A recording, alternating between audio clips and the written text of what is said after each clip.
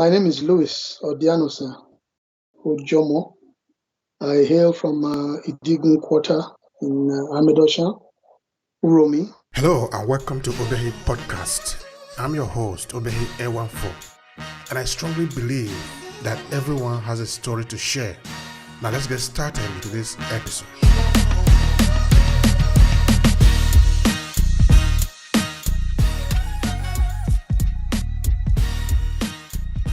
I'm a legal practitioner.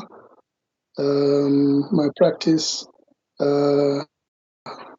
has been in Europe and also in Nigeria, where I currently practice. I'm also interested passionately in education.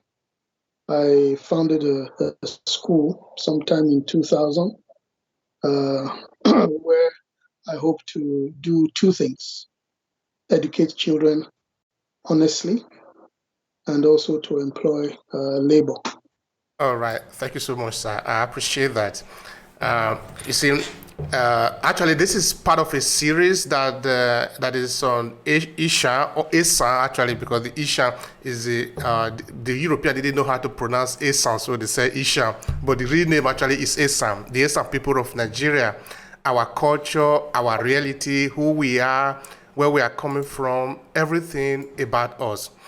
But this also is explained both in national language and also in English. So today we are using English to talk about these great people, the great Esan. Okay, so Awan, the first thing I would like to ask you now relating to our origin, related to where we are coming from, because we are talking about you, is to tell me a little background of you. Uh, where were you born? Where did you grow up as a person? Because the reason is this one. Even though we are talking about Esan, but we're also talking about the larger African diaspora. And most of these people, sometimes they don't know where they are coming from, specifically in Africa. I'm talking of those older generations. Those who maybe migrated in the recent years and came to maybe Europe or in America, they know where they are coming from. But those who have gone there, who have gotten there maybe through slavery and the rest of it, most of them have to do a lot of DNA testing to get to the physical place where they might have come from. So for this reason, it is intentional that we talk about us, where we are coming from. We make mention of specific places so that it helps them to sort of know not only where they are coming from, even how those names sound. For example, Uromi, Amedokia, where we say something like that, where we say Edo, Benin. So we do them a favor by helping them to connect. So this is the reason. So tell me where you were born and where did you grow up? That is where we are starting from, please. So, Obuluaba, Edo Arabian. I was born in Benin City. I was raised in Benin City, went to primary and secondary school in Benin. But I'm proudly Esan. When I decided to go into politics, I didn't start in Benin, where my family was more rooted and popular. I went back home to Amedosha. As an Edo man, and specifically an Esa man from Urumi, I'm very proud of my heritage, very proud of my background. And I think, as you say, the proof of the pudding is in the eating. And everything I've done, I think, so far, in terms of reaching out, in terms of pursuing my passion in politics, for example, has been done in Uromi. A lot of empowerment that I've done has been in Uromi. Amedosha again, more particularly, where I visit very regularly. I don't think there's a month where I'm not spending a few days at home. Sometimes I will spend weeks at a time, connecting with the people, making myself available to the people, knowing my people, bonding with my people, which I think is something that we all have to make sacrifices to do. A lot of us have our businesses. We are living outside Uromi, outside Edo State, and also outside the country. but I think we all need to make extra effort. I know it's difficult. We have to make an extra effort to connect with our people back home because they do need us. There's a lot of essential development and progress that needs to be made by those who are outside, to the larger community. So on my own part, I have made a conscious decision to be more connected with Amedosha and Uromi and to represent. So I've happily been doing so now for very, very many years. And it gives me great pleasure indeed, to be at home, to have that freedom of interaction. And my people are always very welcoming, very warm, and we're always very happy to be in each other's company. And I would really recommend that therapy to anybody who is skeptical about going home, because there's a lot of skepticism, a lot of old wives' tales, a lot of cultural beliefs, I think, that has put people off coming home. There are people who are, they're prepared to send aid home, send money, send things, but they don't want to send themselves to come home because there's a certain belief, about physically coming home. Well, I offer myself a proof that it is indeed safe and possible for you to come home and be amongst your people, stay in the village, sleep there, eat there, interact with people, and go back to your base safely, intact, and plan to return again. So, I encourage that to everybody. As I said at the beginning of this podcast, the proof of the pudding is in the eating. I never recommend for anybody to do something without me, having experienced what I'm recommending or having, evidence. Maybe as a lawyer, my background requires evidence at all times, not just opinion. So when I recommend something to you, trust me, you can take it to the bank. Thank you so much for that, sir. You see, talking of evidence, okay, it's true that what we are going to be concentrating on today in this episode of Obehi Podcast is going to be youth development. We are coming to there just now, but it's good that at least we lay down the background, so at least it covered the foundation and also to help people understand where we are coming from. Okay, we are coming from the same place, which is Amedokian Uromi. Now, talking of helping the people, talking of the impact some individuals do make in their community. Now, what I remember is the work that your father did, in Amedokian, bringing water to the people of Amedokian. I think it's the first time that we had the access to pipe-borne water at the time. I remember a lot of people were coming from all over the places, coming to Amedokian to be fetching water. So if nothing is remembered of Mr. Ojomo, the great Ojomo, as we would like to call him, at least that good gesture, I think a lot of Amedokian people are remembering it. And that is a sign also to people who are going to come after him to do a similar thing, because now you have benefited from the good gesture of somebody. The button is now left for you, extend it on. So I want you to spend some few words there. What you feel about that coming from an individual who have been able to let water flow. Water is a symbol of life also. It's a symbol of existence, because without water, everything in this world will be gone. So somebody who have done that to our people, what do you feel be the son of such an individual? I'm a very humble person. So when you ask me to now maybe eulogize my father, it feels a bit awkward. But as I said, and you also alluded to now, that we are talking evidence, and I cannot deny, first of all, being my father's son. I also cannot deny being proud to be an Ojomo.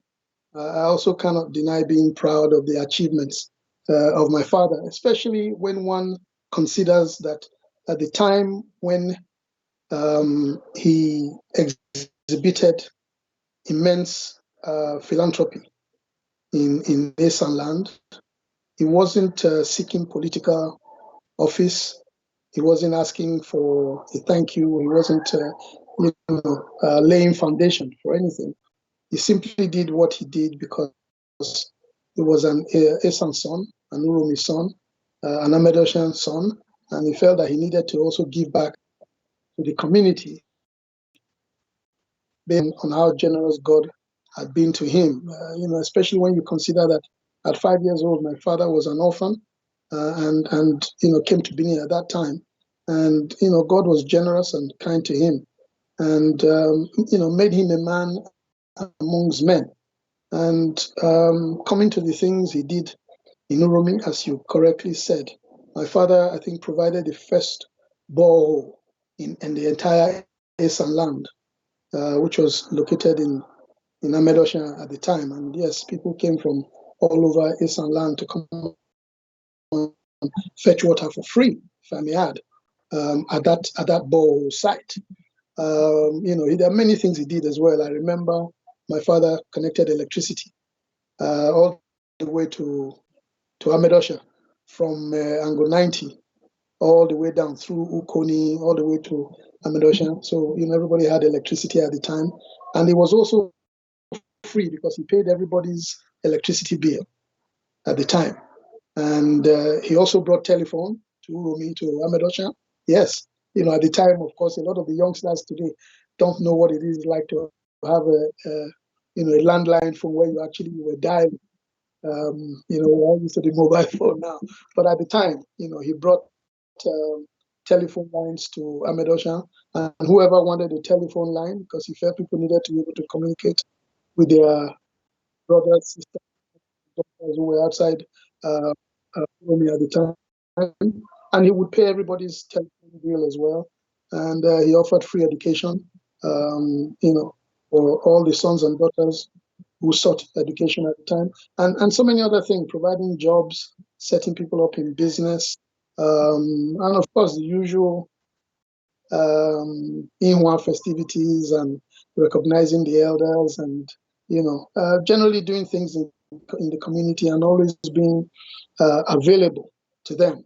And my father once said to me that the reason why he wanted to make such a presence in Amedosha was to convince our sons and daughters, brothers and sisters, that it was safe to come home, because he told me that there was a general belief. This was as a child. He said this to me, that there was a general belief that if you were successful and you came home, there were issues to do with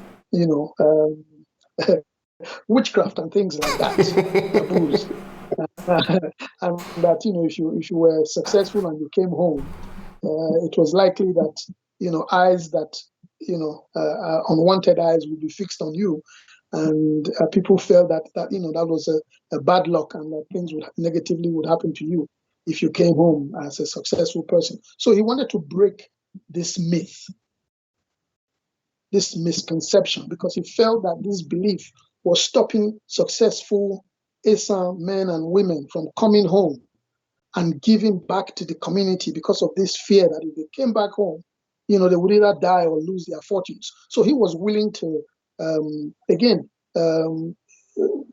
put his money where his mouth is, and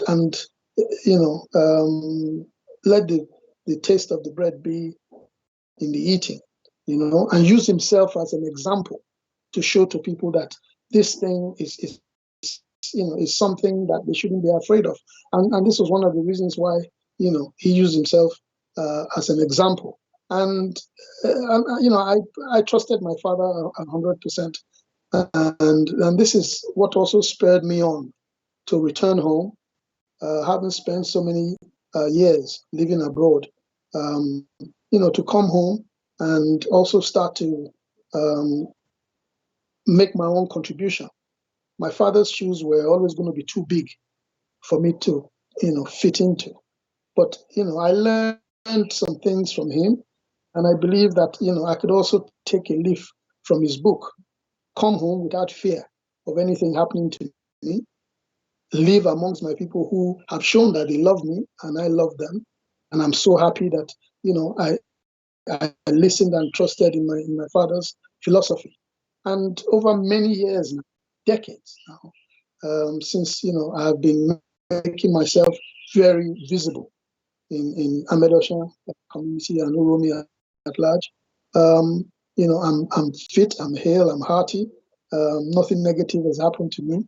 And I think also the people of Ahmed Oshan have benefited from my coming home and being at home regularly, physically.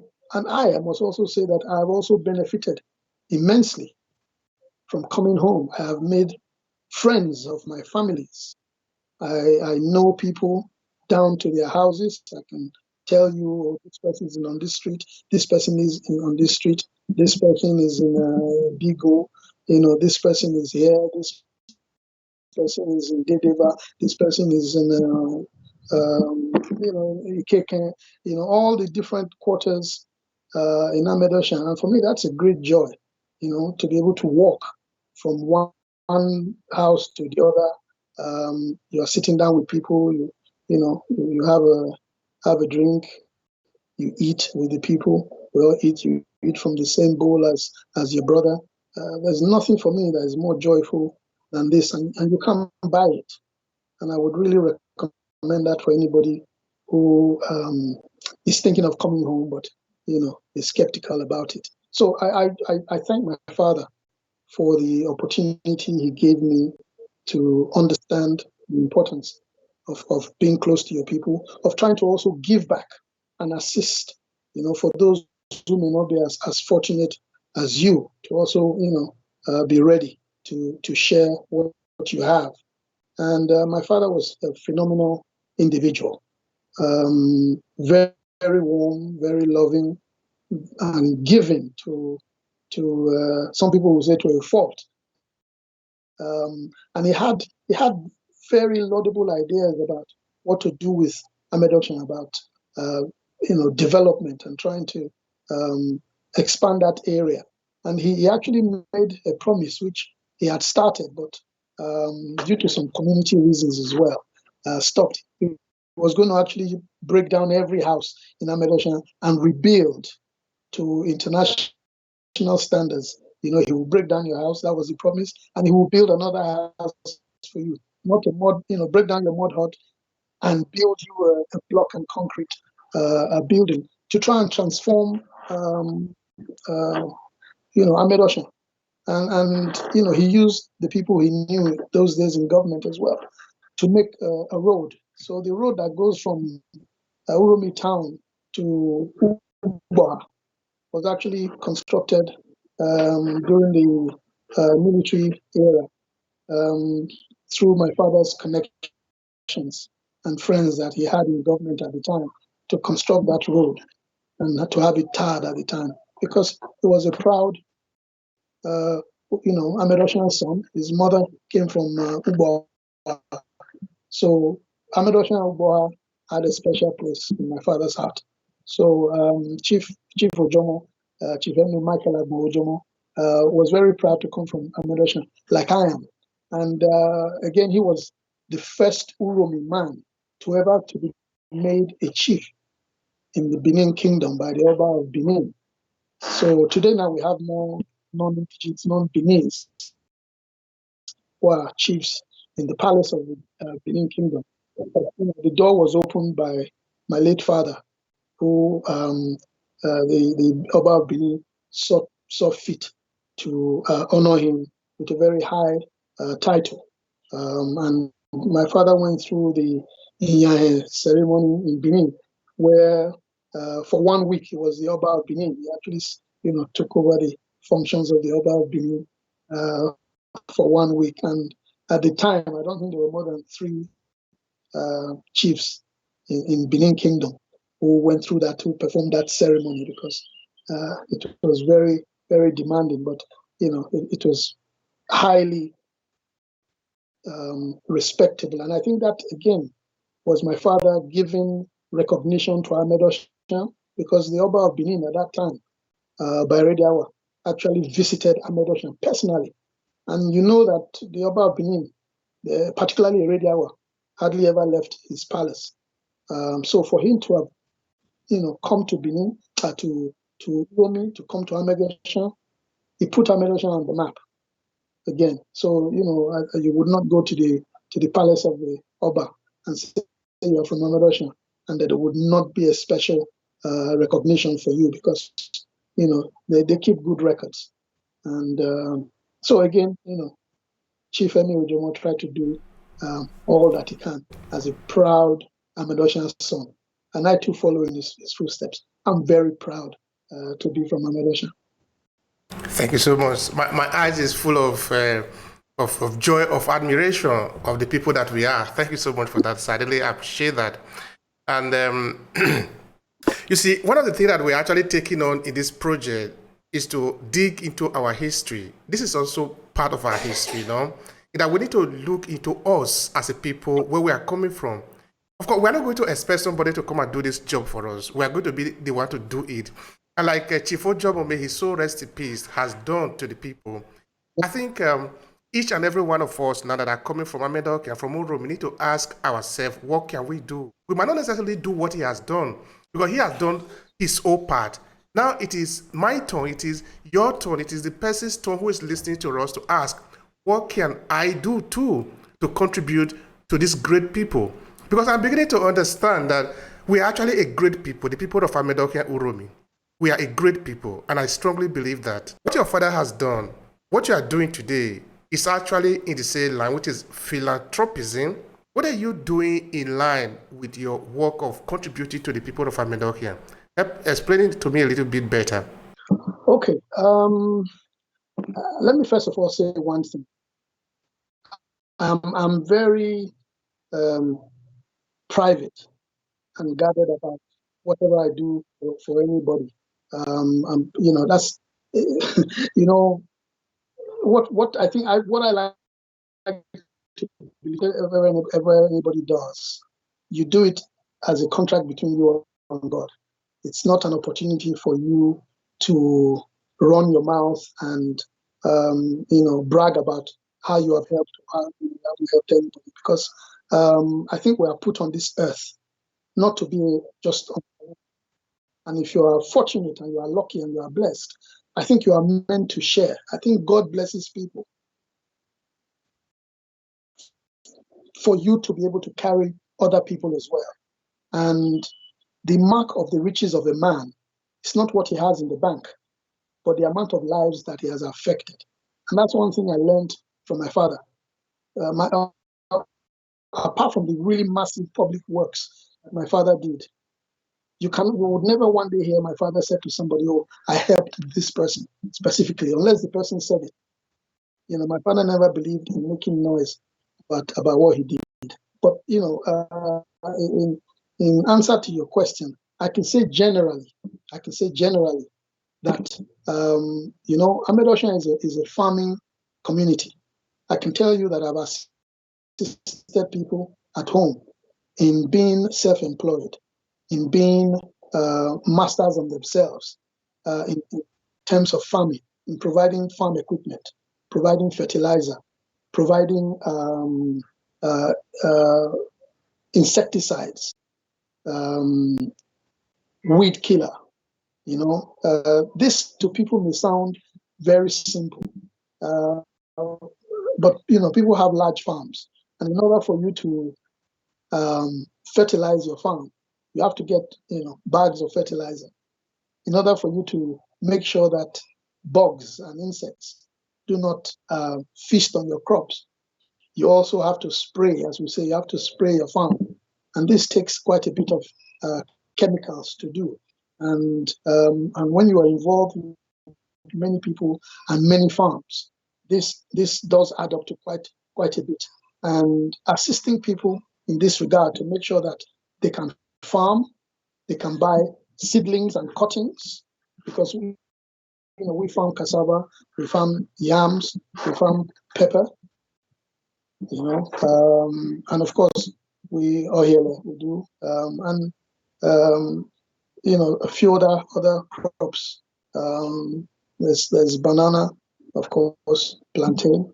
So I have assisted in making sure that people can fend for themselves, because the money you just give to somebody as a gift does not really last past that spending. So you need to empower people by giving them what will generate their own income. Because what I see with us a lot as Nigerians, we tend to want people to depend on us. So when you come home, people come and greet you, you want to be able to feel big by giving them physical cash. But are they always supposed to wait for you to come home, maybe once a year, twice a year, before they will eat? So I think for me, it is better that you empower people so that when you are not there, they are eating, they are looking after their children, they are paying their bills. So again, that is what I've focused on doing. In Uromi, another way that we, the young ones, survive is through biking. They provide transport services with motorcycles, which does what we call the town service, and also helping people take and bring produce from the farm. I've also provided motorcycles for people, to enable them do that. And of course, when we provide these motorcycles, the receipt is not in my name. I always buy the motorcycles in the name of the person that is going to receive it, so that he knows that that bike actually belongs to him. It's not a gift with a string. They don't have to be tied to me, either politically or for any reason where they feel obligated to you tomorrow because you bought them something. They take their motorcycles and they are free to do whatever they want to do with it. Many times we have been assisting with, home building. At times, wind would pull people's roofs. We come there, we assist. Women are giving birth. If you call me, even when I'm not out of the country, my phone is always open. If you talk to people at home, whenever you call me, I always answer my phone personally. Doesn't matter what part of the world I'm in. I give my phone number to people freely. They call me, and in any way that I can assist, I will also assist. So in many ways, even with the children in the school as well, I have provided books for children in the school. When activities are going on in the school, as a community, I join in all the contributions that are being made. If the principals and the headmistress call me that they have a special need, a one-on-one, we always also will answer. So in many ways, and when you come home as well, people come and greet you, and you go to people's homes to also go and greet them. In conversations, you get to hear many things, and God opens your heart to understand what it is that people need. And in your own way, you also privately, secretly take care of those needs. And I think God blesses you in those ways. And I'm never reluctant to partner with my Amedosha people, my elders, brothers and sisters, in any way that I can. As I said, for me, my philosophy is that the proof of the pudding is in the eating. You must, walk the talk, and making yourself available home is really the proof. If you want to do things, you don't do it from afar. You go into the lion's den and you deal with the issues. So I have been very available. I listen to everybody's issues, and it's not only in Amedoshan, in Nobion as a whole, up to Efadion, to Zea, all over Oromi. People know me, and I'm not only effective in Amedoshan alone. I know we're talking about Amedoshan, but in Uromi as a whole. I'm very well known, and I try to live by example, more especially the example that has been laid by my father. He set the bar very high, set it very high. I know that I will never be able to catch up with, what he did in Uromi as a whole, but I can try to keep the fire burning. I can try to make sure that, I don't bring his name down. He spent a lifetime establishing a reputation. So I have tried very hard to make sure that the way I have benefited from being an Ojomo and having his name, that my children, also one day may benefit from that name. Because as my father used to say to me, good name is better than money.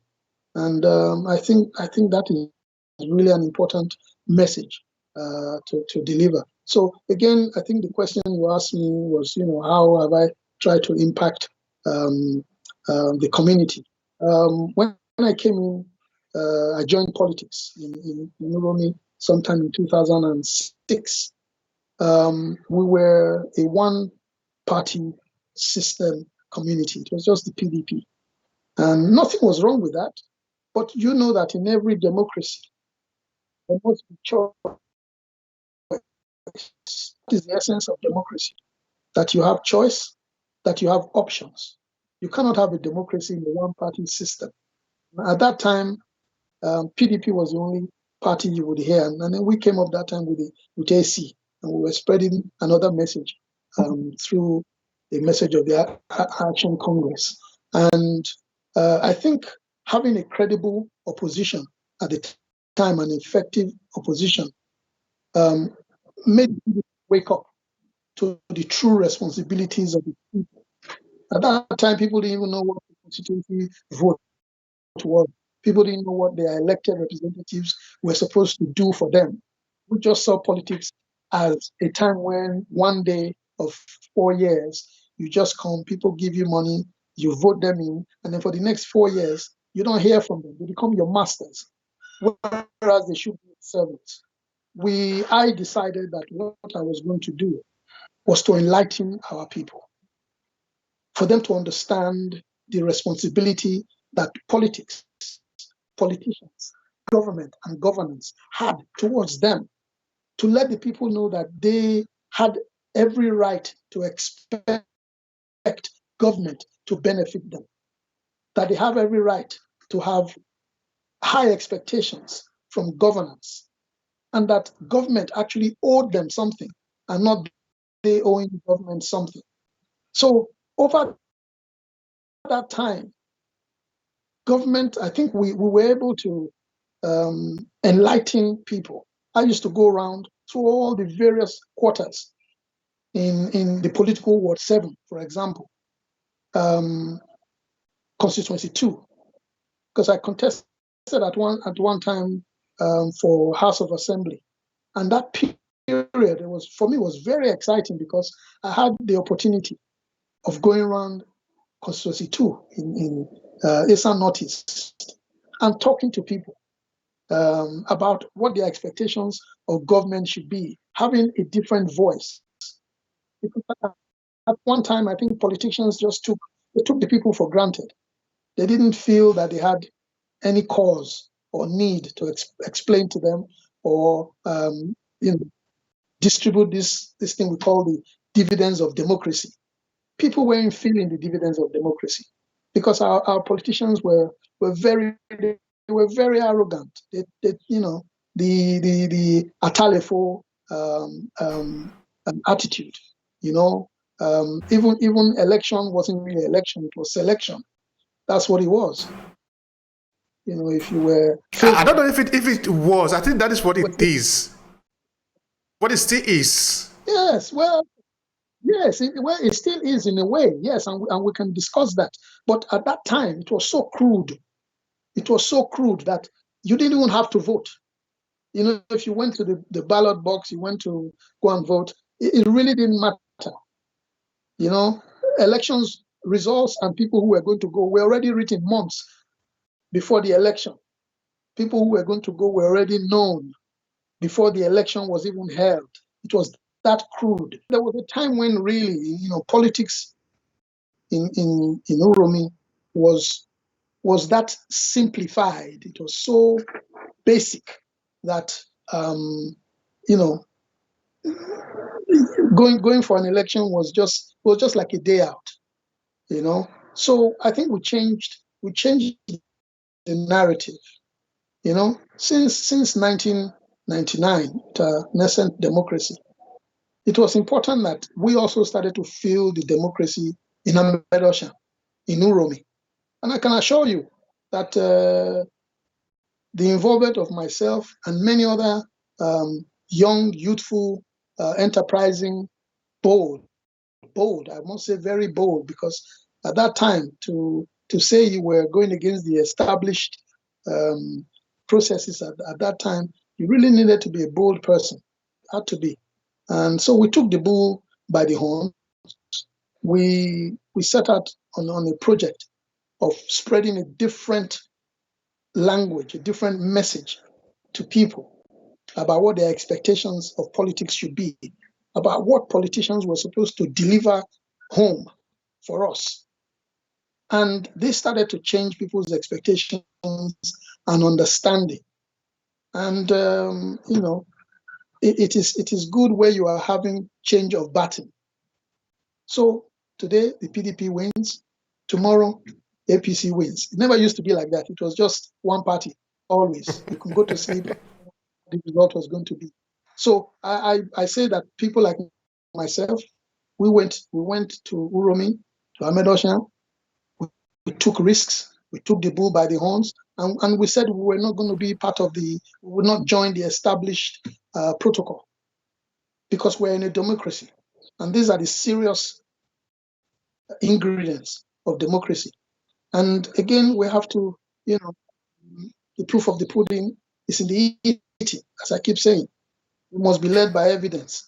And, that is very interesting, sir. I think we are going to have to set an episode on that, because the Nigerian politics is very interesting to really explore. So you are going to explain to me more in detail of what is happening there, even within the politics of Edo State, within the politics of Uromi, because it's very, very important. Again, Uromi has always been vital in the history of the Nigerian nation. We just have an important role to play in this country. But of course, let's limit it again to where we are just now, with the youth development, Amedokya, and Uromi, and Esan, as it were. Now, there is something I'll be reflecting upon, which is also part of this exercise on the discussion on Esan, which is the Esan entrepreneurship. I don't know if you want to say anything about that, because now I'm beginning to look at the people who have a semblance of a structure of how to be successful, even in themselves. What I mean is this. At least like I remember now, because I grew up there up to the age of 24 before I left Nigeria. And all these years I've always lived in Uromi. So I remember that in Uromi, if you are growing up as a young person, you are either going to school or you are learning work. So I'm interested in that part of the learning work now, that there was no really in between. That time I'm not saying there was no thieves in Uromi, I'm not saying there were no armed robbers, but it was pretty low compared to what we have today. So because we are looking at youth development, the youth that should be able to take care of their need, don't necessarily have to go and start waylay some other persons on the road. What do you have to say about Esan entrepreneurship? Yes. Listen, I'm jealous of you in a way. You just said now that you grew up to the age of 24, you were in Uromi before you left. Well, I grew up in Benin, and then I went to school abroad. It wasn't until my 40s that I said to myself, you know what, I come from a place, I must go home. I left Europe, and I came home, and I came to Amedosha, and I met my people. I made a conscious decision to make sacrifices, to leave my place of comfort. So growing up, even my spoken Esan wasn't, anything to write home about. I had to learn how to speak Isha at an old age. But that is the level of commitment and love and sacrifice I feel that we all need to make. We cannot say we want to make Esan great and we are not prepared to make sacrifices. All the great leaders of the world have had to make sacrifices, some even with their lives. I know the conversation is about Amedosha. You mentioned the name just now, Inahoro, Chief Anthony Inahoro, who moved the first motion for independence. And there's something that I think I have to use this opportunity to say that has always bothered me. You see, one of the things that I think I'm qualified to make a point on, not having grown up at home, I have a very objective view of Uromi as a whole. I can look at things objectively, holistically, without maybe a prejudice of having grown up and having fixed ideas. Although I wish I had grown up in Uromi, because there's that flavor which I'm enjoying now that I would have liked to enjoy even when I was younger, with having home-based friends. I've made a lot of friends now, but these are people I've made in friends I've made in adulthood. I would have liked to have, childhood friends. I want to say something about the Uromi man generally that I have observed. We don't honor or value our heroes. We easily forget our heroes. A people who do not treasure their history can never go places. We have reputable men and women, late and still living, who have been successful in industry, in business, in politics, in philanthropy, in all walks of life, in Edo State, in Nigeria at large, and all over the world. I have had the privilege in my world travels to meet Esan people who are well established in the various communities where they live, home and abroad. However, I find that the average Uromi man does not want to accommodate his brother and sister who is successful. I'm sorry if this offends anybody, but I always like to speak factually. Please go ahead. We need it. On my limited knowledge. We talked about Anthony Nahoro. Do we have one day where we celebrate Chief Anthony Nahoro, the man who moved the first motion for the independence of the entire Nigeria, that today has over 200 million people, the international body called Nigeria? The motion that gave us independence was moved by a man from Unewa in Ward 7. Today, Unewa has not one single edifice that even shows that that man comes from that area. One day is not celebrated to say, this is the man who put Nigeria on the map. We forget our people so easily. I don't want to even talk about my father. I spoke extensively about him. In Amedoshan, I think we should have a day or one day in 5 years, or even something where we as a community will come together and say, you know what, let us celebrate this hero of ours. He did so much. There are also many other names I can come up with. People like B.I.G. Ewa, people who left Uromi, went to Benin, and they did great things. Some are still alive. Chief Tony Aneni died a few years now. A man I greatly respect because he did incredible things. People like him come every 70 years. Someone like Chief Tony Aneni, a great man. We have forgotten about him already. He hasn't been dead for 5 years. Nobody talks about him. Nobody remembers him. Maybe apart from his nuclear family. Why have we forgotten? Why will we not celebrate these men who have made immense contributions? So the Uromi man, if you don't celebrate yours, who is going to celebrate your people for you? We live in a very selfish world. So if you decide to demarket yourself and say you don't have sons and daughters who have done great things, who is going to come and recognize you as a people? Of what advantage is it for us to be forgetting? We are reading history books about Napoleon Bonaparte, Alexander the Great, Genghis Khan, Nelson Mandela, all these great people. We are reading about them. People are writing books about them. But at home, we want to relegate them and forget them as quickly as we can. It would be a lie to say that these people did not affect many lives. They could not have affected every life, but they affected many lives. Chief Aneni is not here. I'm not his spokesman. I'm not his brother, but he was a great man. I'm not his son. He was a great man. Why will I not celebrate him? Because he changed a lot of people's lives. You know, there are people alive today who are doing great things in Uromi, but they are not recognized. People like Ray Roya, for example. I'm sorry if I embarrass these people by mentioning their names.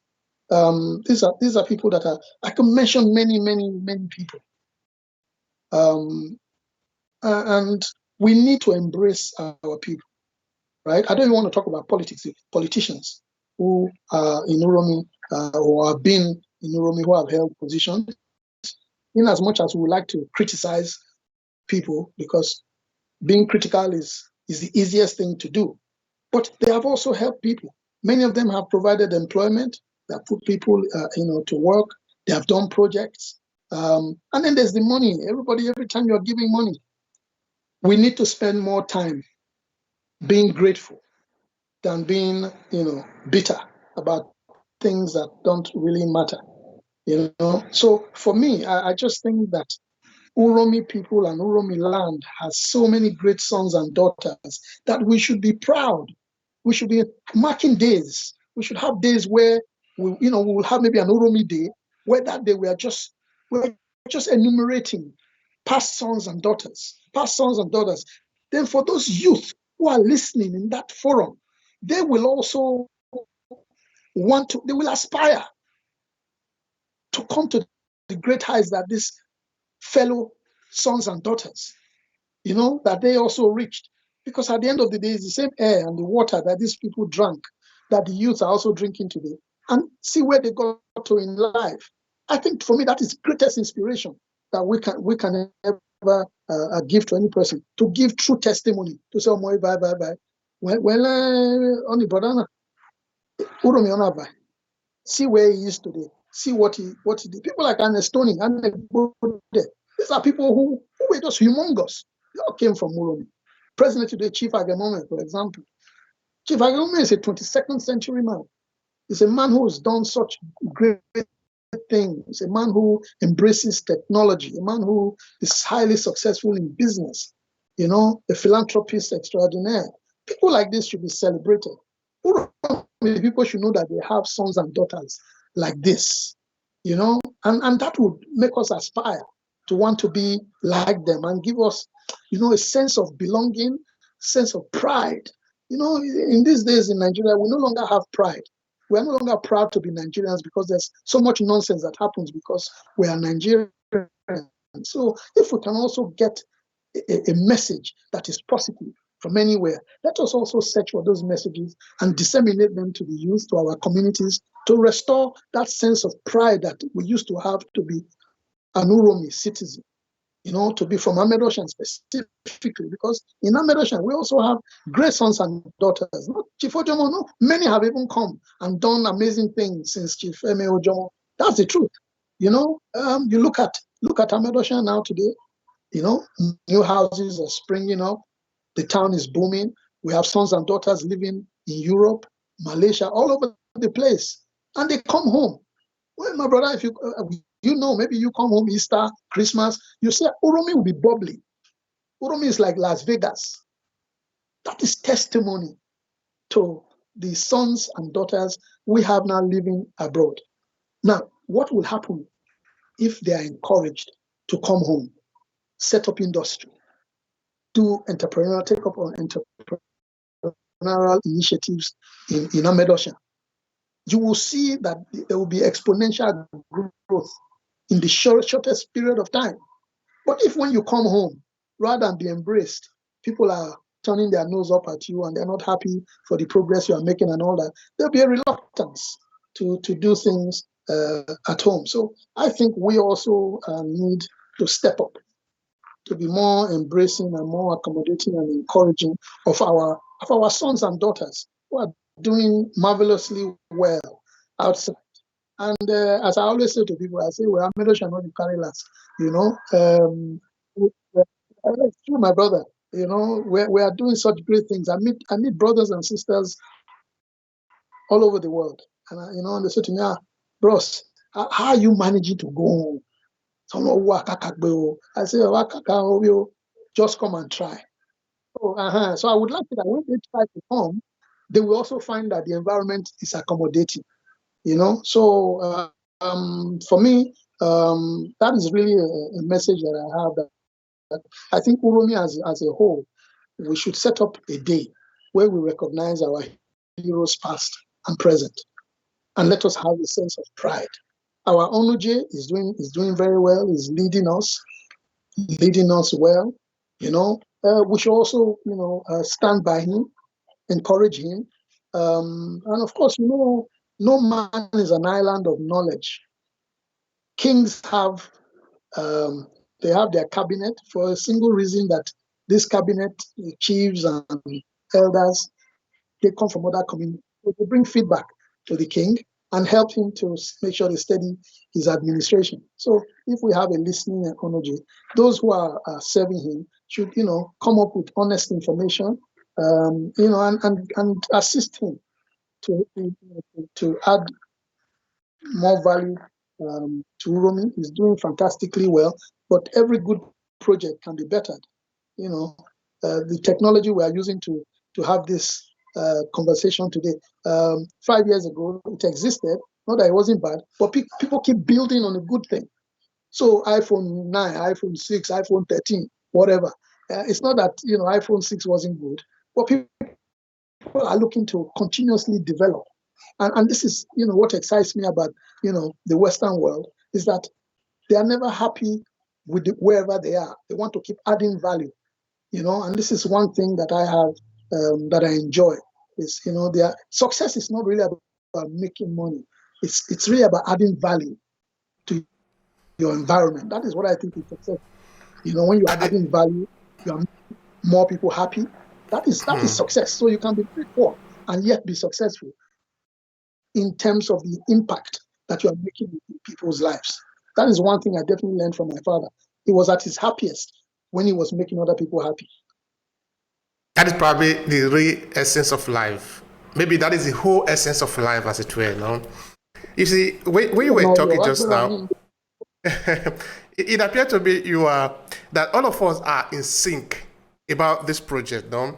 Of trying to see what we can do about our history, our people.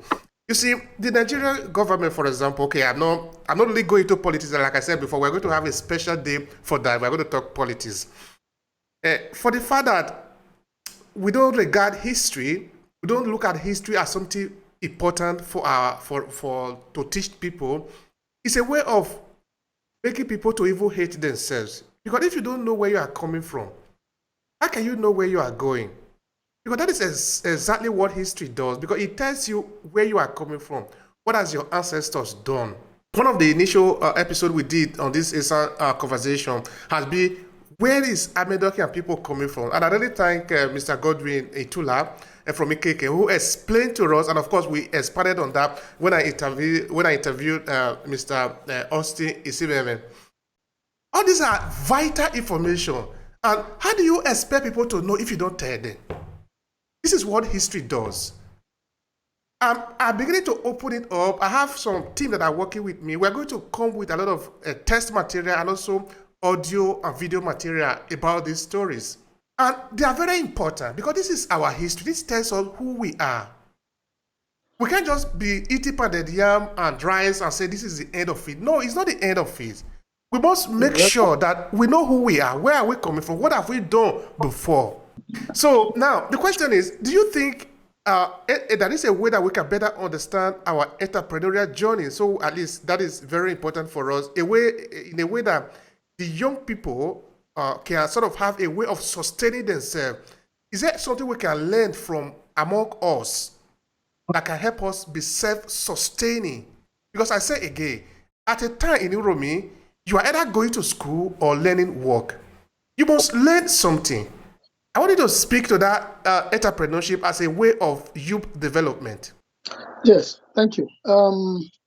They say an idle man is the devil's workshop. We must, as a matter of course, educate our people. Number one, education is the most important gift anybody can give to the youth. And education is not always classroom based. classroom-based education is a fundamental. I think skill acquisition is really where we need to focus on. As I said to you, with our schools in Amedosha, whenever we've needed to have things done, I've always partnered. But the truth is, yes, as you said, in Amedosha, you were either in school or you were learning work. Uromi is the most entrepreneurial zone in Esanland as a whole.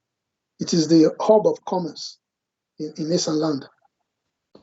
And our interaction with the Igbos very earlier on, before and after the Civil War, is testimony to the entrepreneurial instinct and abilities of the average man and woman. And I think the Igbos actually saw that in us. And as you know, the Igbos are the business people of Nigeria.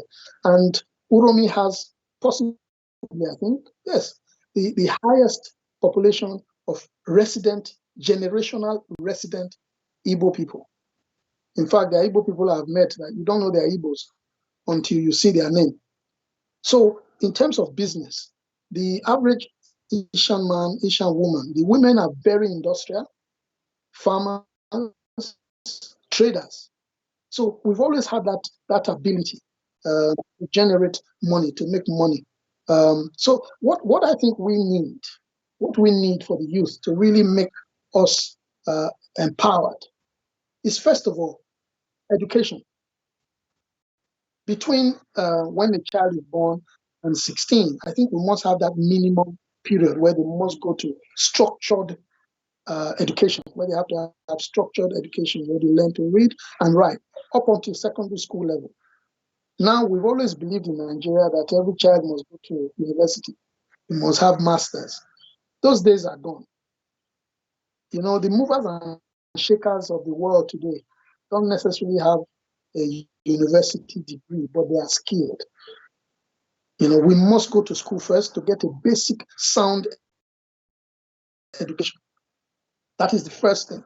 And the Nigerian government has failed us because consistently we have not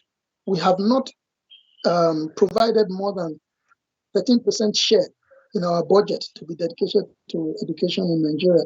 Government after government. It's not just, I'm not trying to blame any current government or whatever.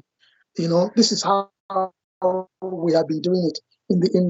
I think I was reading the other day that Bola Tinubu said that if he's president, he will increase the budget, the allocation to education to 25%, which to me is still very low because the United Nations has recommended that we be doing like 30-40% because we are so far back that we need to add so much to the budget to promote education in Nigeria because we are such a low state. So first of all, in terms of government, in terms of policies, and maybe us, we need to be able to increase the level of education. And then for those people who are learning work, so to speak, after you are 16 years old, you have your school certificate completed. Then, we need to have, skill acquisition centers. One of the great things about technology, for example, today is that, you can go and do a technology-based course. And in 1 year, in 18 months, you can be a certified professional. You can be into web development. You can be into graphic design. These are the ways that we need to move our youth into the future. Let me speaking to you, for example. I'm a lawyer of over 30 years standing, both in Nigeria and in the UK, for example. But, some years back, I went and I studied professional courses in computing. So I'm a certified systems specialist in Microsoft products, for example. And I do that to a very, very high level. And again, why not? Because this brain, we hardly even use 10% of our brain capacity. But these are useful skills. Yes, these are useful skills. So the skills I have, for example, in information technology, if I take it to China, I'll be able to work in China irrespective that I can't speak Chinese, because the language of information technology tends to be the same. If you are programming, you are programming. If you are using Dreamweaver and you are doing web development or whatever, it's the same language across the universe. So it's important for us to look into technology. Technology is what is revolutionizing the world already. But if we are going to move forward, Nigeria, we need to allocate a higher budget to education, and our youths need to get really, really involved. The government needs to sponsor a higher involvement in information technology. So for me, these are the areas that I look for. In my school, I told you I have a school, and we also try to focus a lot on exposing the children from an early age. In those days, if you have a laptop and your child wants to play with the laptop, you laptop, you want to kind of spoil it. Like you. Yeah, but the truth is that it is at that age that you want to, introduce technology to children, because their mind at that age is like a sponge. They are soaking up everything, and the thinking of a young person is it's an amazing brain they have at that time, because they are not constrained by prejudices. They don't have fears. So they will go to areas, their brain is working so freely. They have not been told that you can't do this, you can't do that, or there's no logic. So they go and reason in ways that even you cannot reason. So you look today in the first world, in the developed countries, those who are really moving those economies, they are people in their 30s, early 40s, late 20s. Those are people who are really moving economies abroad. And world leaders are also getting younger, if you notice. Except in Nigeria. But, my brother, my brother, it's a deliberate effort in Nigeria to stunt the growth of the youth. The reason why I say that, if you look at post independence, when people like Gowon, Buhari, and all these gentlemen who are still leading us now in my own old age, when I was just a baby and they were in power, they were in their late 20s too, my brother. There was a time when Nigeria really recognized the ability of the youth. But at a certain stage, those people who now grab power liked the power too much and decided they would keep replicating themselves and propagating themselves, that even when their sell-by date has passed, they will still continue to sit in power. And this is what has really created a problem for us. Gowon was how old? I don't know, 28? There was a group of them at the time. They were all 27, 28, 29. I think Obasanjo was probably the oldest at that time, who was maybe 32 when they were all, taking power. Gowon was in power. Obamudia, as governor of head of state of governor of Midwest State, was also a very young man. Yeah, so there was a time when Nigeria was ruled by very young men, capable young men. But somewhere along the line, they lost the plot. I think greed and desire for free, I don't know, the largesse of the country. And, they got sucked into this thing about believing that them and only them can rule the country. And this is why we have this thing about not too young to rule now in Nigeria. And I'm very much in support that, how can a person like Mark Zuckerberg, the founder of Facebook, be doing what he's doing today at such a young age, and then somebody will say that a person of that age cannot rule a country. So for me, I think the youth really need to step up. They are very capable, but it's only in Nigeria you will see a person who is 50 years old and is chairman of youth council in a party at 50. Chairman of the youths. It's wrong. At 20, 25. People are already ready. I'm thinking that it's because we are not telling ourselves the truth, because we have decided not to read history. Because if we read history, what you are talking about now, whether you are looking at whether you are talking of Ojukwu or talking of Attorney Nahoro, who moved the motion of independence, he was not 70 when he moved the motion of independence. He was a youth. at the time, no? Exactly. Because if we are reading history Exactly. to the children now, then we know how old this individual were at the time they handled certain position. But if we say history is not important, then nobody know what has actually happened in the past. So we're just like, I don't want to say we're just like mumu, just following some kind of mumu rules.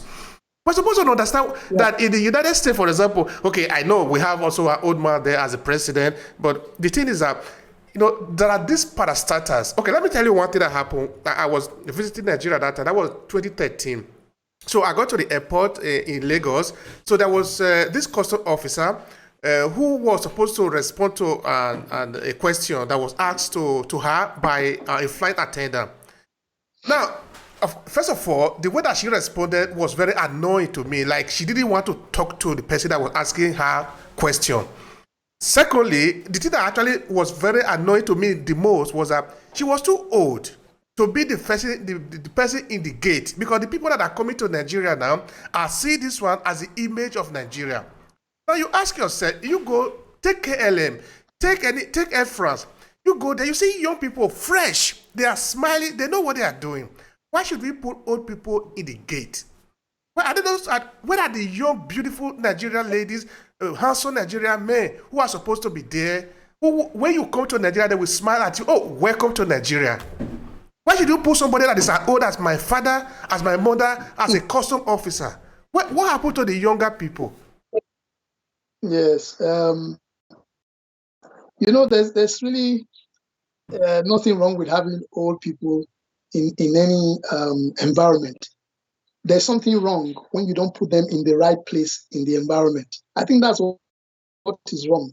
It's like we need our elders in our communities. They teach us custom. They teach us the rules. And when there are disputes amongst ourselves, we call on the elders to come and use their infinite wisdom to decide what needs to be done. My problem is when we put square pegs in round holes. So, if we are going to war, for example, a general is in the war room, providing strategy and logistics. The younger ones are in the battlefront because they are energetic, they are determined, they are strong, so they fight the ruggedity of the battlefield. In Nigeria, we want to bring the general to come onto the field and do the fighting because he wants to still collect the salary of the person who is doing the fighting, and he will still collect the salary of being in the war room. So this is the problem we have today.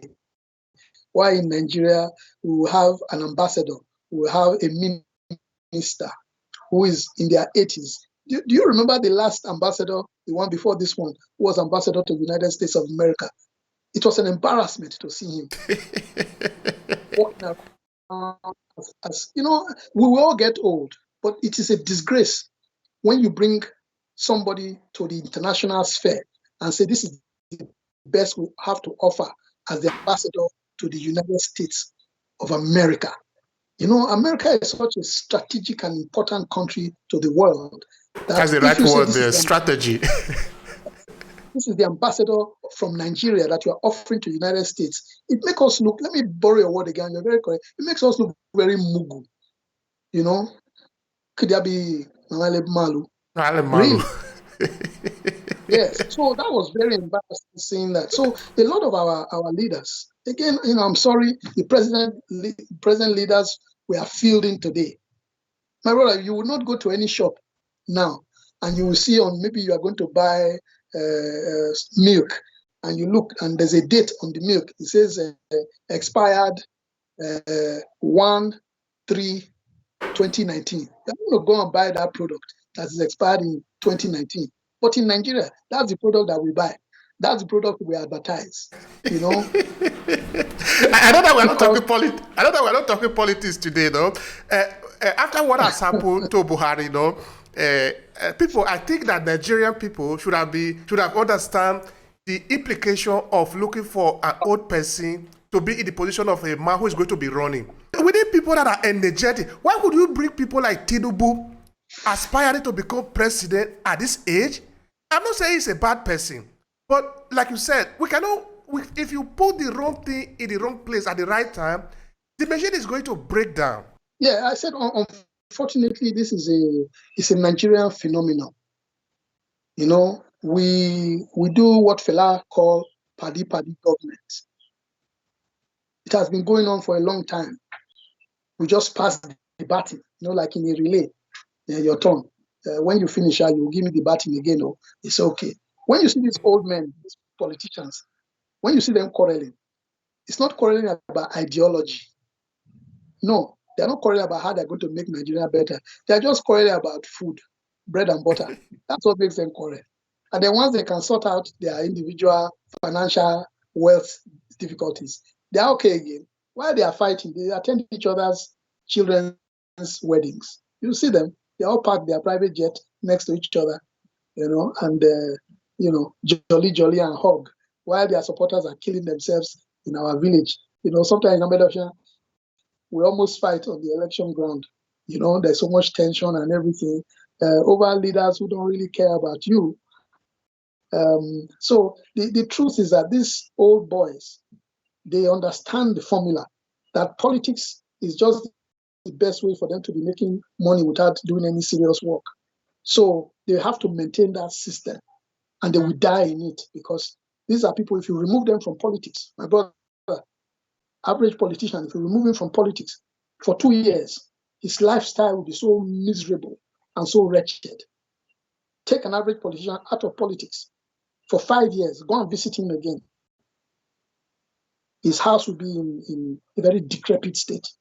Cars will be jacked up on sitting on logs, no tires. They'll be looking very wretched, because the average politician sees politics as a career. There's nowhere in the world where politics is a career. I'm never a politician. You can be a doctor playing politics. You can be an industrialist playing politics. You can be an engineer playing politics. There's no such profession as a politician. Coming back to the conversation we were having before about youth development and entrepreneurship, I don't know if you look back to maybe a few years ago, I don't know how far you want to look back, had there been any attempt to resolve this problem? In Uromi today, there is development. All this development, nearly all of it, are made by the people of Uromi. Individual development, that is what is actually happening in Uromi today. But since the individual might not be able to solve all the problem, I try to see if there have been an attempt by the government to solve this problem of unemployment, or helping to develop the youth so that they can help themselves and then help the society. Very, very good point. I think Esan as a whole has been shortchanged by recent governments. And again, I'm not making a political statement here, but again, it's just the fact. We have had successive governments that have not taken the progress of Esan to be part of their development agenda. I think maybe in the issue of the political spread, in Edo State, we have 3 geopolitical zones, senatorial districts, so to speak: Edo South, Edo Central, Edo North. In the scheme of things, I think the last time that any real meaningful thing happened in the nation, Esan, was when Ogbemudia and Ambrose Ali were governor. Since that time, all we see in Esanland is individual development, people doing things privately. We have, for example, the Uromi Casavita factory. That factory, since the time of His Excellency Lucky Osakare Benedict, has been lying there fallow. That factory has the potential of revolutionizing employment in the entire Esanland, Uromi in particular. But unfortunately, a project that was, I think almost nearly completed, has just been lying there fallow. No other attempt, again, has been made to set up any other industry in Uromi, because if you want to talk about large-scale employment, it is government government is the largest employer anywhere. In Nigeria, government is the largest employer. But when we look at development in areas, you tend to see that, talking about Esanland or Uromi, you will find that successive governments have not had any appreciation for Uromi, because in the terms of governance and the governors that we've had, one, we have not had any governor that is Esan. That has affected us. Two, we have had governors who believe that in the political equation of Edo State, Esanland is not really important. That has been another issue. And I've said to many people that the Esan politician needs to understand that they are Esan first. If you can understand that you are Esan first, whether you are APC or PDP or AMPP or whatever, will not matter to you. But we forget that before politics, we were. And so if we can decide to have an Esan policy first that is common across the board, that we can use as political leverage. Once we can do that, to work on the brotherhood, to use that as a stepping stone for political leverage, we are going to get more dividends of democracy coming to Esanland. Currently, because we are so divided, our votes are split, we are at war with each other politically, we have been unable to form a synergy that is forceful enough to become a determining factor in the political consulting in Edo State. So until we can ensure that we all speak as one, first of all as brothers, as Esan people, before we start asking ourselves which religion or which political party do we belong to, we will never be able to pull down the dividend of democracy to Esanland. We also need, as an Esan people, to start to work to make sure that the next government of Edo State comes from Esanland. This has to be an agenda, I think, that is uppermost in everybody's mind. And I speak my mind to people about this issue. Forget whether you are PDP or APC. Esanland has been marginalized for so long. And again, I'm speaking objectively. And anybody can, bring me to book, and I'm prepared to answer this anytime. We have been marginalized politically, where we are not even talking about when we are having to even negotiate whether an Esan man should be the next governor. It is without doubt that the next governor should be Esan. Where in Esan that person comes from is neither here nor there. So every Esan man has to start to, Esan man and woman have to go onto this thing now to say, listen, politics, governor must come from Esan. Let us in Esan fight and decide where it's going to come from. But it must be a given, because we keep losing out on this thing. It is our turn, that is without doubt. Whether we're going to get it is another thing, because we continuously get told that in the scheme, we're not ready to keep suffering this thing. And a lot of our people are prepared to sell their birthright. I'm proud to say, grown men and women, what firms are prepared to mortgage themselves and sell this position that is meant for Esanland. And again, it's testament to the type of individualistic greed and misdirection some of our political leaders have been suffering for a long time. Poverty of mind, people who are very rich, poor in spirit. So I beg God to touch their hearts so that they will begin to think the right way for the generality, for the collective. How can you be happy if your brother and sister is suffering? The wide in the class is so wide. You are either doing very well, you are in the low class, or you are doing, you are chopping sand. So the divide between the have and the have not for quite some time. Esanland has been marginalized. We are considered almost irrelevant in the political scheme of things.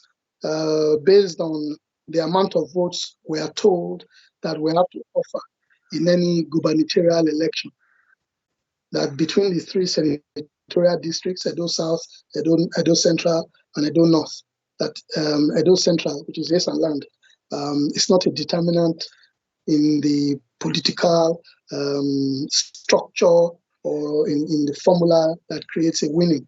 So we have had successive governors that have not been from Edo Central. And for that reason, the people believe that once Edo South and Edo North, their votes are secured, Esan really is not that relevant. And the reason why I think this has been happening is because our politicians in Edo Central have not held as most important, first of all, their origin. If they can understand that where they come from is more important than the political party they belong to, I think Esanland will begin to feature more prominently in the scheme of things. So my recommendation is that the leaders, political leaders in Esanland, have to understand that what is uppermost now is where they come from, and that there should be a synergy across political lines to ensure that the next governor of Edo State comes from Esanland, because it is our turn. And I'm not being emotional or sentimental. I'm being very objective. It is now back to our turn. And since the time of Obehi and Barrister Louis, nothing fundamentally has really happened in Esanland in terms of government presence. And I think that happens because you don't have an Esan man at the helm of affairs. It's natural, when we are tribalistic, So if you have somebody who's from the East and is president of Nigeria, be sure that there will be a lot of development in the East. So if you have a governor that's from Edo State, that's from Esanland, be sure that Esanland will have a lot of government attention, and we need it. We are due for it. So I think this is really the agenda, right? For the Esan man and the Esan woman to come together across party lines to say, look, you know what, this is really our turn. And we are going to fight. We will not compromise. We will not sell ourselves. This is very important, the conversation. A couple of days ago, I did some interview here because there are some Africans who are also standing as candidate here in the city where I am, in Verona, in the local council. So at the point, I see that a lot of them are there are even many, that I ask the question, what number do you have at disposition? Are you able to win? Because if all of you are going to, if you are split, a lot of you are in this small city where less than 300,000 inhabitants in the whole of the city, and the Africans that are here, it's not that there are very many, and the people that can vote, they are not really even that much, because you need to have citizenship here before you can vote. Other one put into place, if you have a lot of people that are standing as candidates, it means you are just split and you're not going to win for anything. Because since politics is a question of number and also of strategy, you need to ask yourself, who is going to better represent us? Then we are going to forget the party and look for our interests. Then we vote that individual in, so that we will have a representative at the end of the day. So bringing this argument to Esan people, because we're not like 100 people. I think statistics say we are between 1 to 1.5 million people in Edo State. Yeah. More, that is a huge number. Don't you think that number can work out something? My brother, we have the numbers. The problem is, do we have the will? I often say to people here, even like when I talk about southern Nigerian politicians, that we are often ready to eat the crumbs that fall off our own table. I'm not saying eat the crumbs that fall off other people's table. The crumbs that fall off our own table. We own the table. We own the food, but we are begging for the crumbs. That is the problem we have. And in Edo Central, Edo Senatorial District, the Esan people, I often think this is the problem that we also have,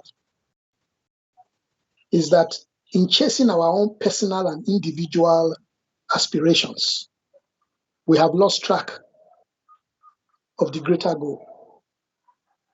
So most of our politicians are so hell-bent on just what they need, what they must have, what they should have. They, me, me. The me syndrome. Why don't we do an us, we? And if we try an us, we syndrome situation, I think we will begin to see the lot of the Esan man and woman improve.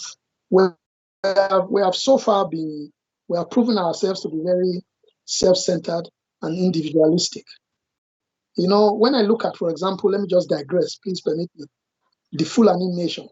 It's not that they are bigger than us in numbers. Fulani about 10% population of Nigeria.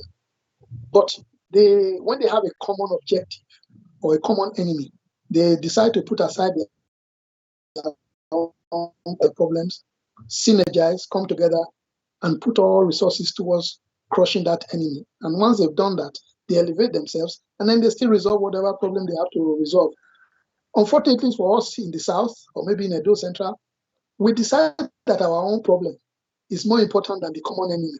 So we fight ourselves, destroy ourselves, deplete our resources, and then by the time we have finished the battle, we are so scarred and tattered and decimated that we do not have the energy to even face the common enemy again. So this is the problem that I see that we have. We don't understand the benefit of fighting as one, as being a collective. So very often we deplete our resources, our time. There's a lot of internal fighting when we should be synergizing, cooperating towards a common objective. You know, initial, but a lot of us are already prepared to bank what we don't have. We want to have 90% of zero rather than having 10% of something. That is the problem that we have. So if we can all come together and say, look, you know what, we have a common problem. What is the problem?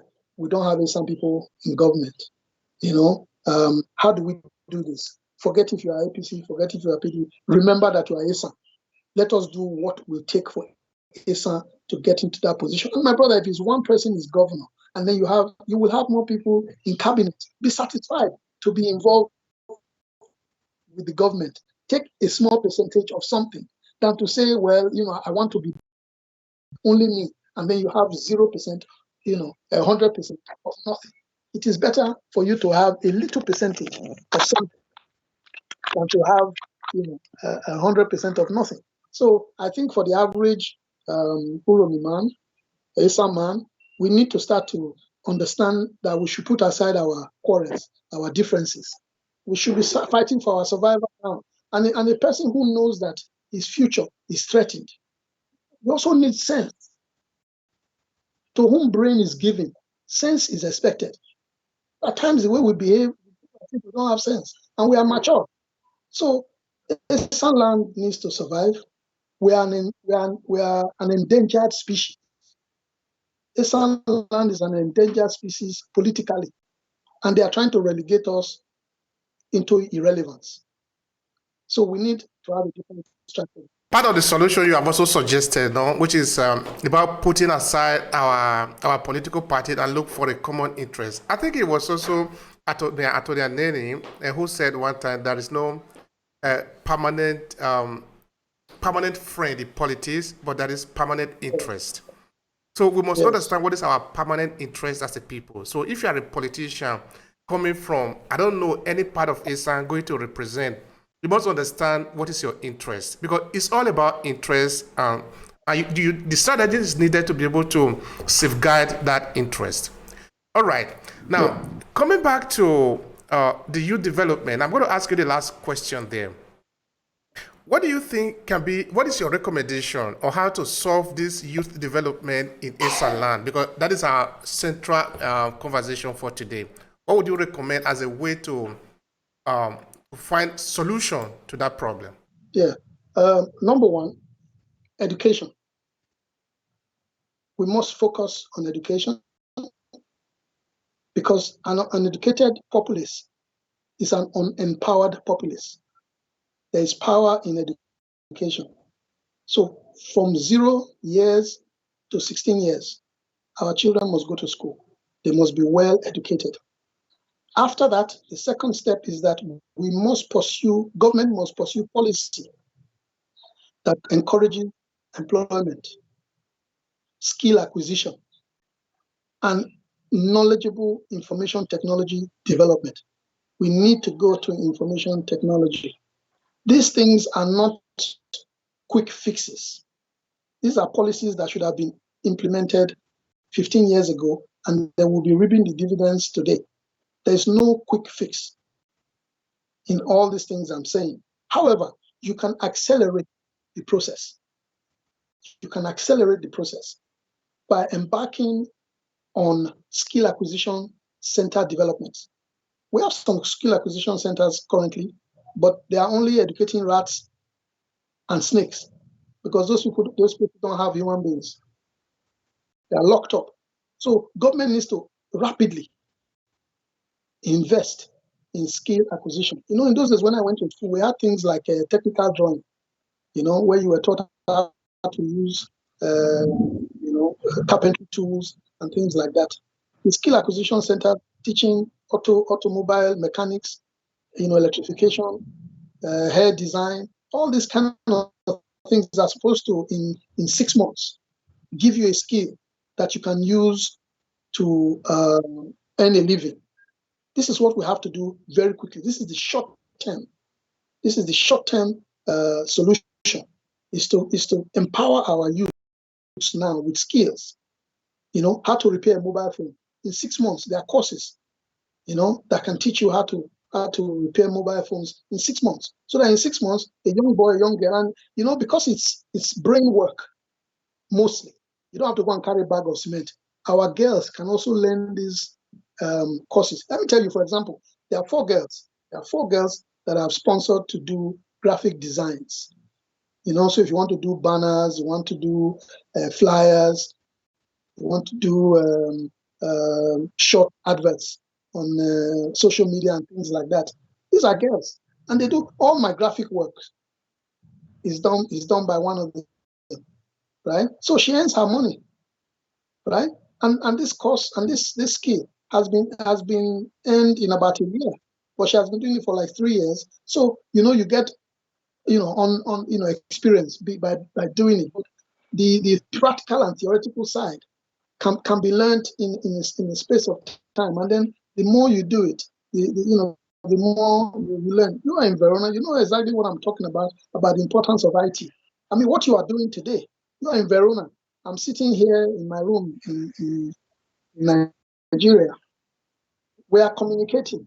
It's technology. I'm sure maybe if you took 1 or 2 young people from Uromi, you can even teach them this technology so they can be hosting, connecting people, and creating synergy and making a living from it. So these, for me, are the exciting things. But unfortunately, and I say unfortunately, we have leaders who are still living in the days of Ovorame. They are living in the past. They are unable to meet up and catch up with what is really required in a new, fast-paced, technology-driven environment. This is the problem I'm having with the leadership, even for those now who want to be president of this country.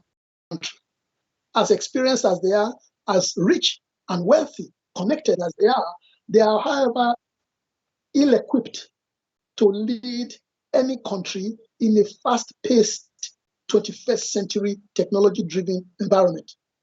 This is the problem I have, why I believe that we're going to do a lot of problems for the next 8 years.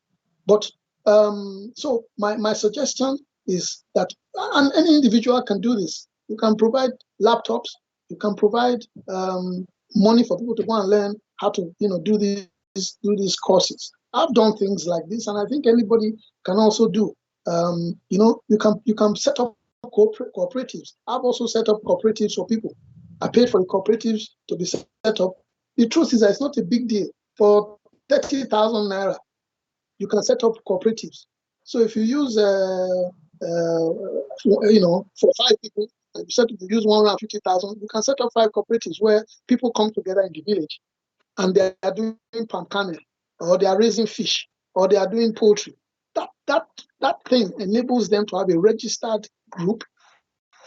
They can open a bank account where they are raising children somewhere, and it's communal. Maybe 5, 7 women, they all come together. 10 men, they come together. They have a cooperative, and that provides for them a source of living. And they are selling their eggs in the market. You know, this thing about empowerment, it's not. You don't require millions and billions to do it. Now, the first thing you need is interest and love for your people. If you are in power and you love your people, you will always be doing the right thing. It's as simple as that, my brother. If you are in power and position of privilege and you love your people, you will know what to do. The problem I see with us is that a lot of us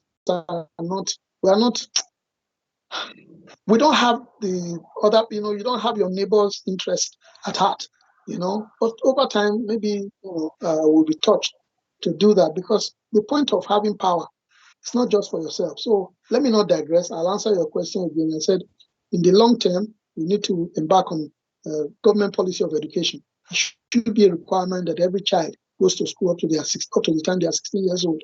Get your GCSE, get your WAEC, up until 16, get your certificate.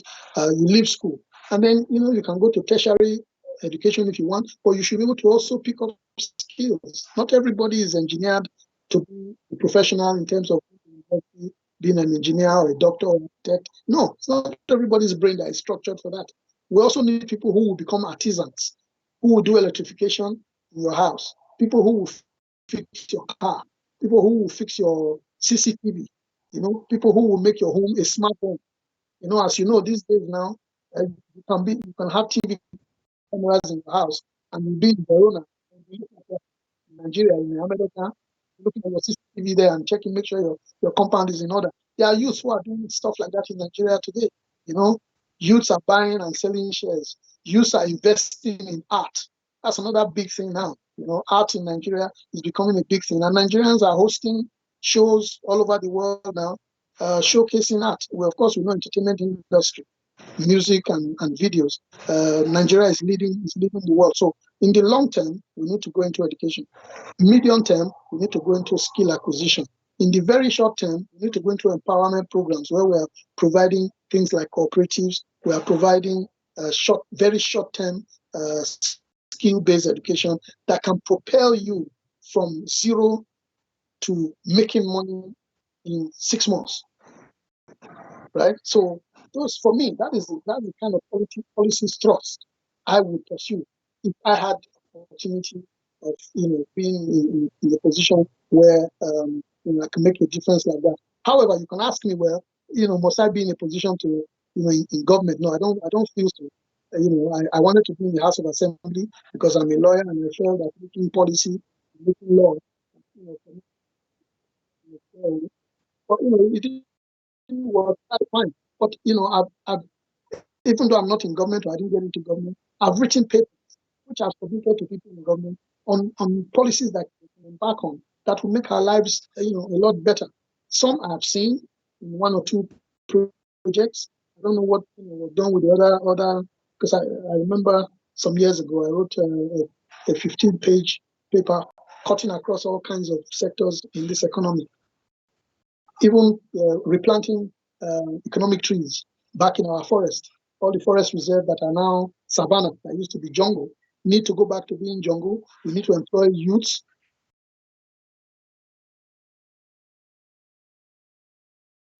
To grow. And when those mahogany, obeche, and apple trees get to maturity again, government will resell it. Our wood industry will come back and will make money. All this type of thing is wealth waiting for us to go and claim it again. But definitely we have vision. Employing people is very easy if you are thinking for the people. We need people that have vision. We need people that can see. I usually say that Nigeria is suffering from the curse of oil, and this is explained in very simple terms. That precisely, I agree with you. That because there is oil, and to extract oil, you don't need a lot of people to do that. You need a government who really love the people, to develop people in the economy like this. A good example would be in Venezuela, which is the same direction that we are moving to, which is something that is fueling the Nigerian corruption. Because there is a lot of money coming from one source. Now, the Nigerian government, the Nigerian system, think that what they need to do is to get this money and then distribute. But you cannot function like that as an economy. How the economy functions is that people need to be producing. What they are producing is coming in, they are exchanging. That is how people grow. So I think we need people that have vision and understand that there was a time that some people came to NIFOR, Nigeria Institute of Palm Oil Research, to take palm kernel, to plant in their land. These are the Asian countries. And today they are the leaders. We're not even talk of the Nigeria or the Iroko tree, like you mentioned. We are blessed. We are abundantly blessed. God made Nigeria on a Sunday, but unfortunately, we have disappointed God by not taking advantage of all the resources we have. Every Nigerian today should be able to get from government 25,000 naira every month just because you are Nigerian, and Nigeria is rich enough to do that. You know, every Nigerian should be able to, when you are sick, you go to a government hospital and you are treated to the best that, you know, modern science can offer, free of charge. And you go home just because you are a Nigerian. Your child will be able to go to school up until that secondary school level, 16, free of charge because you are a Nigerian. All of these things are possible because you are a Nigerian. But unfortunately, here we are today. It is very sad. I agree with you. It's very sad, sir. Thank you so much. Now, what would be your final thought on the conversation? You see, we started with a little bit about you, and then we talked about your father, whom a lot of American people respect a lot because of what he has done. He laid a kind of foundation for other people to follow through. Then, of course, we also talk about politics. So I don't know how you want to conclude the conversation with your final thought on it. Please go ahead and do that. Drilling down to the fundamental. I'm an Amedoshan man. I'm very proud to be from Amedoshan. I would like to encourage all Amedoshan sons and daughters to please rekindle their interest in where they come from, make useful, positive, effective contributions from wherever they are. If you can't come home, let your presence be felt at home. There are reputable men and women that can monitor whatever it is you want to do at home to bring it to fruition. So there's every reason why you should participate in the development of Amedoshan community. There are a lot of sons and daughters who have been helping, they have been doing things, helping to keep the economy moving. May God bless them, progress them, and replenish their pockets. Amedoshan is a place that I love. I come there all the time. I want to encourage people to also come home, do what they can, put structures on ground, investments on ground, whatever opportunities that exist in the places where they are resident now, let them also try to replicate or try to start something at home. That would help us greatly. Uromi as a whole, in general, I appeal to our people to put politics aside. Let us work more on rebuilding brotherhood, sisterhood, and work as one, as Uromi people, forgetting any other thing that is a distraction. We should also partner with our Onoje, Zaiki, to make Uromi great. And in the Esan wide territory, the senatorial district, I appeal that all the leaders, great leaders, political, traditional, religious, to come together to have as one an agenda to make sure that we have an Esan governor in the next election. If they all agree, it will come to pass. Thank you very much. Thank you so much, sir. I really appreciate the time and the conversation. This has really been very rich. Thank you so much, sir. Thank you. God bless you. This is an amazing opportunity. Please keep the flag flying. Amedoshan, yeah. Amedoshan, yeah. If you enjoy this podcast, make sure you subscribe so you never miss any of our future episodes. Rate and review Obehi Podcast and share with your friends who might need it. I remain Obehi A14. Thank you so much for listening and talk to you in the next episode.